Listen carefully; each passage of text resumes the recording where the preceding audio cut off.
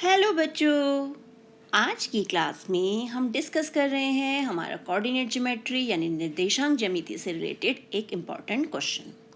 तो अभी तक जो हमने क्वेश्चन देखे थे उसमें हमने सेक्शन फॉर्मूला यानी विभाजन सूत्र सीखा था, जहाँ पर हमें रेशो दिया होता था और हमें वो पॉइंट ढूंढना होता था जो पॉइंट हमारे लाइन सेगमेंट को उस रेशो में, उस अनुपात में डिवाइड कर रहा था। अब दूसरे टाइप का जो क्वेश्चन है उसमें क्या होगा, हमें पॉइंट दे दिया जाएगा जो लाइन सेगमेंट को डिवाइड कर रहा है, बांट रहा है, और हमें ढूंढना है वो रेशो जिसमें वो पॉइंट उसको विभाजित कर रहा है यानी डिवाइड कर रहा है, यानी बिल्कुल उसका inverse.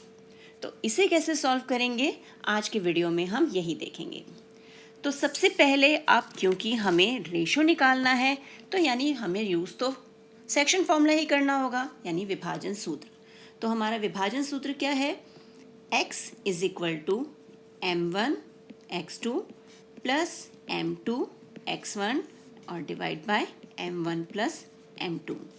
Similarly for y, m1 y2 plus m2 y1 divide by m1 plus m2। ये हमारा सेक्शन फॉर्मूला हो गया। अब हमें यहाँ क्वेश्चन को देखें, क्या है, in what ratio does the point -4, 6 divide the line segment joining the points a -6, 10 and b 3, -8। यानी बिंदु -4, 6 जो है वो a और b को जो जोड़ने वाला रेखाखंड है उसको किस अनुपात में विभाजित करता है। तो यहाँ से अगर हम ध्यान दें तो a यानी जो पॉइंट हमें -6, 10 दिया हुआ है ये हमारा x1 और y1 हो गया, और b को देखें, b दिया हुआ है 3, -8 यानी ये हमारा x2 और y2 हो गया। अब इनको डिवाइड कर रहा है -4, 6 यानी वो पॉइंट जो हम सेक्शन फॉर्मूले से या विभाजन सूत्र से ढूंढते हैं, यानी जो हमारा -4, 6 है वो हमारा x, y हो गया, यानी -4, 6। इसमें x हमारा -4 हो गया और y हमारा 6 हो गया। बस सिंपली अब इन वैल्यूज़ को हमें जो हमारा सेक्शन फॉर्मूला विभाजन सूत्र है उसमें पुट करना है। अब x यानी -4 इज इक्वल टू m1 हमें पता नहीं क्योंकि ढूंढना तो वही है, m1 x2 क्या है 3 यानी m1 इंटू 3 प्लस m2 क्या है हमारा हमें पता नहीं, वो भी हमें ढूंढना है ना, रेशो ढूंढना है पूरा, m2 into x1 is -6 divide by m1 plus m2। y के लिए भी बना ले इक्वेशन, y यानी हमारा 6, यहाँ पे y 6 है ना, तो 6 is equal to m1 y2 कितना है हमारा, शाबाश -8 प्लस m2 इंटू y1 कितना है 10 divide by m1 plus m2। अब हमें ये जो हमने दो इक्वेशंस बनाई हैं इन्हें सॉल्व करेंगे। ये पूरा का पूरा ब्रैकेट यहाँ मल्टीप्लाई होगा, यानी -4 into m1 plus m2 is equal to 3m1 और ये प्लस माइनस -6m2। यहाँ बन गया -4m1 -4m2 is equal to 3m1 -6m2। Next step क्या होगा, m1 को एक जगह इकट्ठा कर लेते हैं, यहाँ ऑलरेडी m1 है, ये 3m1 भी यहाँ आएगा किसका बन के, माइनस का बन के, तो ये यहाँ आ गया, -6m2 यहाँ ऑलरेडी है, 4m2 वहाँ जाएगा किसका बन के, प्लस का बन के। अब यहाँ पर हमें मिल गया -7m1 और यहाँ मिला -2m2।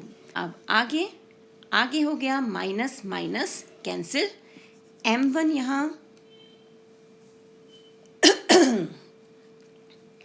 और इस m2 को भी हम यहाँ ले आते हैं, ये आ गया डिवीज़न में, यहाँ 2 रह गया और 7 जाएगा यहाँ नीचे यानी 2/7।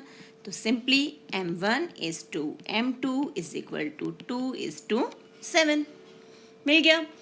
अब हम ये देखें, ये जो रेशो मिला है क्या ये हमारे y वाले पॉइंट को भी सेटिस्फाई कर रहा है, तो उसे भी सॉल्व करके देखते हैं।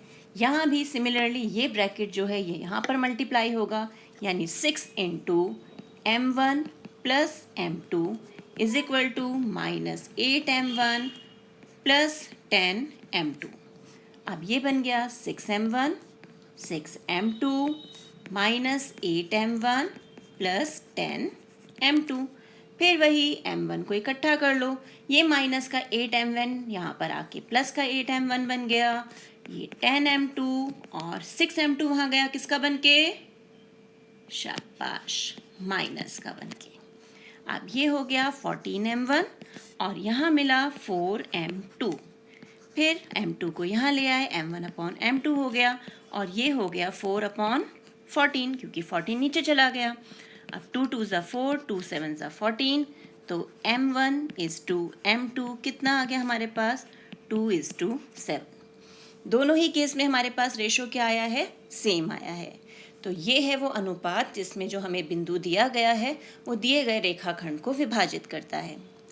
एक चीज़ यहाँ पर ध्यान रखना बेटा कि हमारा जो रेशो है, अनुपात, वो कभी भी माइनस में नेगेटिव नहीं आएगा क्योंकि रेशो नेगेटिव हो ही नहीं सकता। अगर आपका रेशो नेगेटिव में जा रहा है इट मीन्स आपकी कैलकुलेशन में कहीं मिस्टेक है, एक बार उसे रीचेक करना पड़ेगा।